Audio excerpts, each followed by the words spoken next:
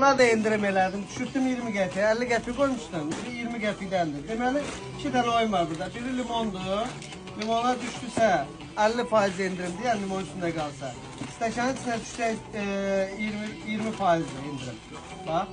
Paltarı nə alırsansa indirim edir. Buradakı qəpikləri də müştərilər atmıyor. Bax çoxsun. Burada 15 nəfər müştəri olur. Qalan özün bax bekar olanda gəlib oynayır. Stəkana asatlı düşmək. Ama limon çətindir. Limonu bir daha bizdə balaca uşaq saxlayır. Başqa heç kim saxlayamıyor. Bütün gözümdə bekar olanda oynayıram. Bunun gəlin ekspresə. Bax, doktorlar çevir 9 manat.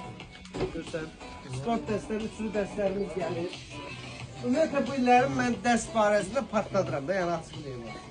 Buna bax, təzə dəstimizə var. Üçlü dəsti. Buna bax. Belə bir şey. Alban dəsti. Bir dənə də şalı var.